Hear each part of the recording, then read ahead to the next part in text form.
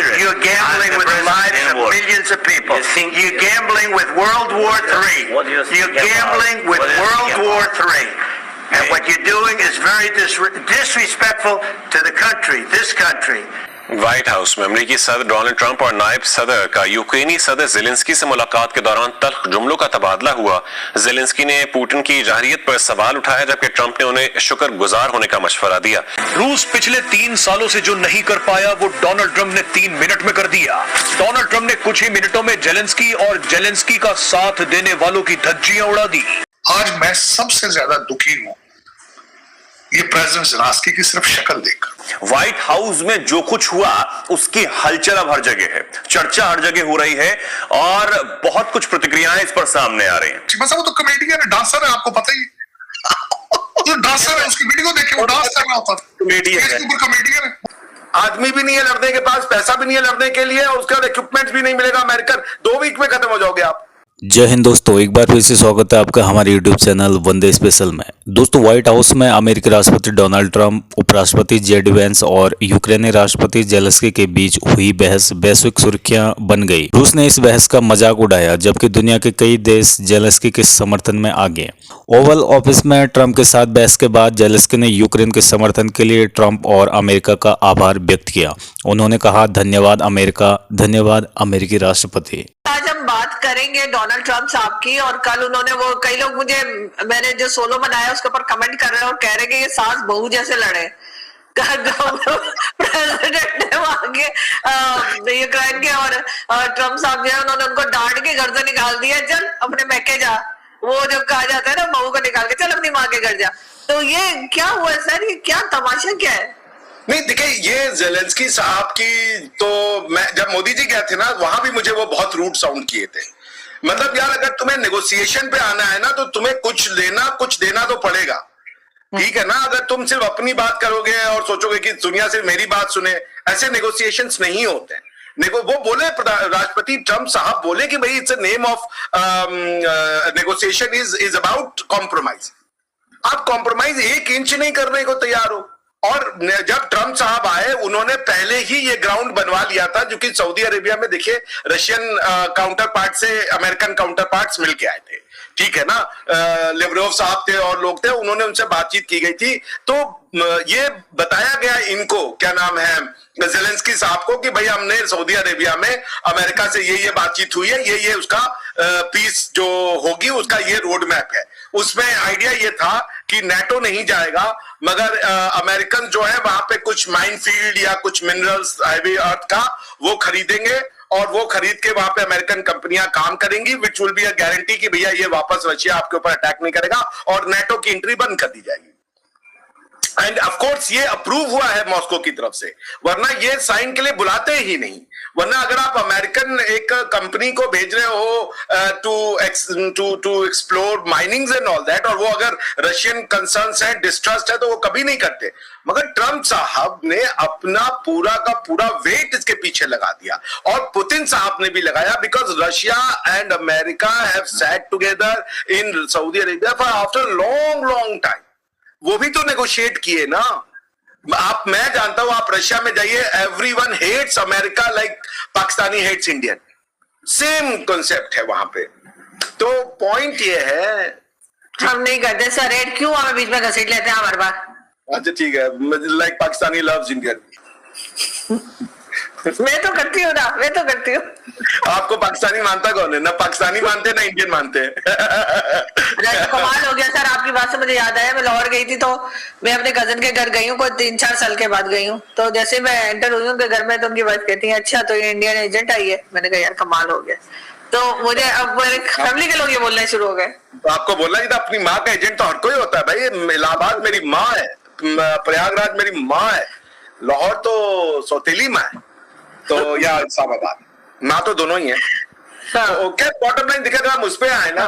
देखिए, ज़ेलेंस्की साहब को समझना पड़ेगा, he has been exceptionally rude. Perhaps he has been most pampered baby by the European Union. वो यूरोपियन यूनियन की भाषा बोल रहे हैं उनको। अच्छा, अभी वो गए थे, क्या नाम है, ये फ्रांस के जो राष्ट्रपति हैं, वो भी गए थे वहां पे।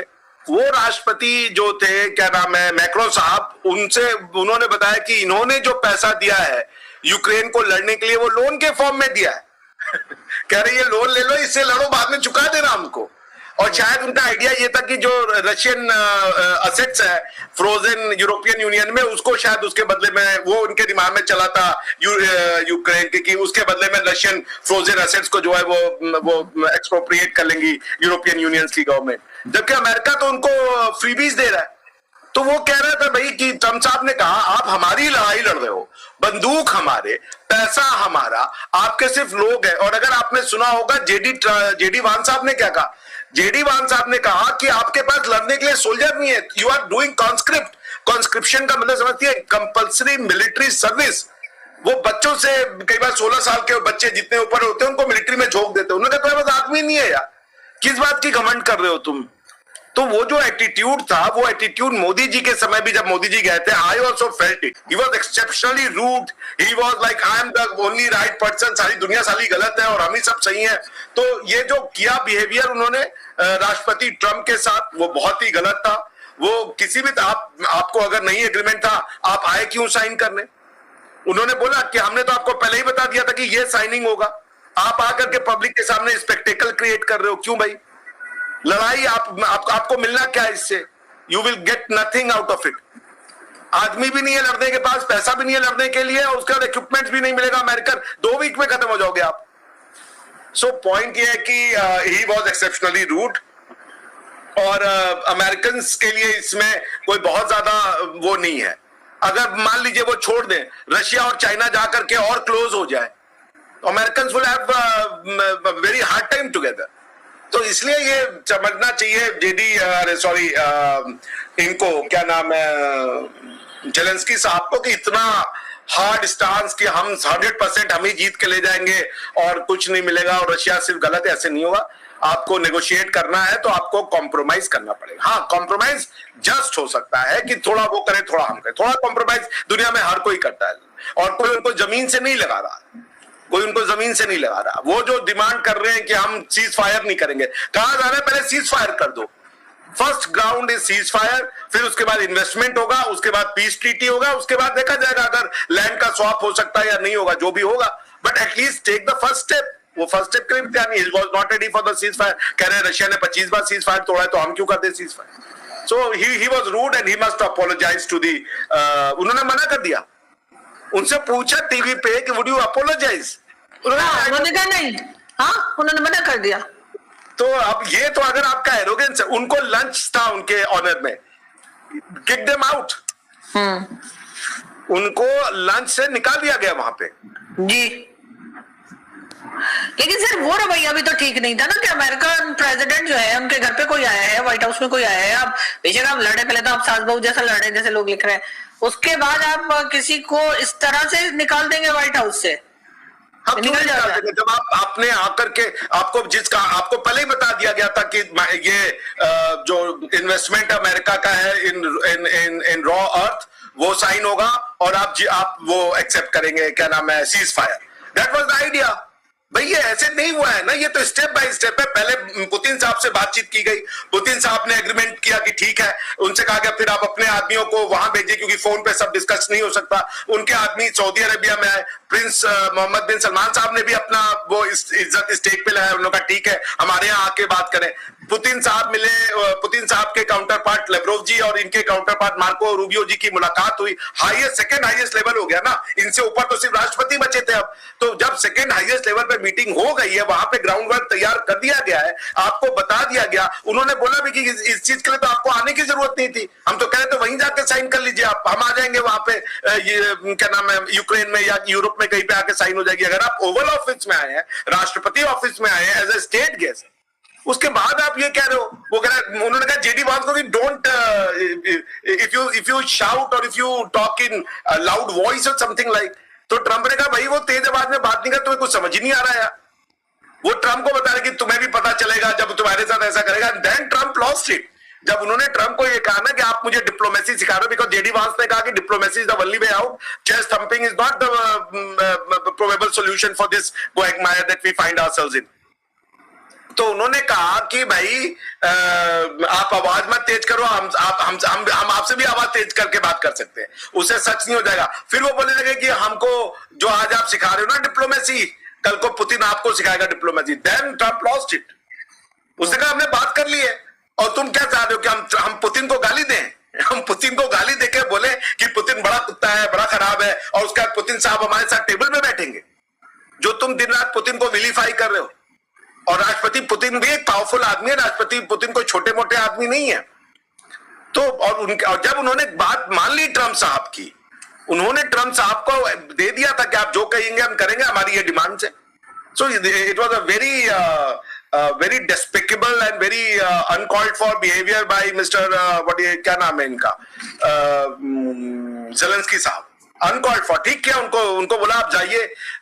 अभी उनका मैसेज आया, पढ़ा आपने? ट्वीट आया है उनका कि हम तैयार हैं, बिना अमेरिका के हम हार जाएंगे। ये आया, उनका ट्वीट आया अभी मुश्किल से आधे घंटे पहले। तो अभी थोड़ी देर पहले तो वो बोल रहे थे कि मैं सॉरी नहीं बोलूंगा, तो अब वो कैसे मान गए? वो ट्वीट उन्होंने जो लगाई। तो ट्रम्प साहब ने कहा ना, ट्रम्प साहब ने कहा कि आ जाओ आप, दरवाजे खुले हैं, पर अभी आप तैयार नहीं हो। ट्रम्प साहब इज अ नेगोशिएटर भाई, वो आदमी दुनिया के डील कर रहे हैं। ट्रम्प साहब ने अभी कई जगह से अपने बिजनेस को छुड़वाया है, उसके बाद उन्होंने कई देशों के बीच में और भी नेगोशिएशन करवाए हैं। Plus is a business tycoon, ऐसे तो नहीं बनना है ना भाई, is a successful business tycoon. इतना बड़ा पॉलिटिकल अपसेट कर करके वो दोबारा से राष्ट्रपति बन गए, तो he knows what he is saying. आप उनके एबिलिटी पे कैसे शक कर सकते हो? और राष्ट्रपति ट्रम्प और राष्ट्रपति पुतिन दोनों तैयार हो चुके हैं, तो you can not play a spoil sport. अब उनका आया है कि बिना अमेरिका के हम हार जाएंगे। उनको समझ में आ गया, क्योंकि ट्रम्प साहब ने सिर्फ ये नहीं कहा कि इसको खाने से निकालो, ट्रम्प साहब ने कहा कि हर एड रोक दो, एक पैसा भी मत दो, और ईयू के पैसे पे नहीं लड़ सकते। ये मैं आपको दे दूं, ईयू के दम पे और यूरोपियन यूनियन के पैसे पे ये नहीं लड़ सकते। EU is a very selfish organisation, वो एक पैसे नहीं देते लड़ाई वड़ाई के लिए। इंडिविजुअल कंट्री अपने कुछ जेब से दे दे तो दे दे, और वो भी उनको बजट डेफिसिट कराना पड़ेगा, बिकॉज की यूरोपियन यूनियन के नॉर्म्स इंडिविजुअल कंट्री जो अपना बजट लाती है उसके लिए बड़े स्ट्रिक्ट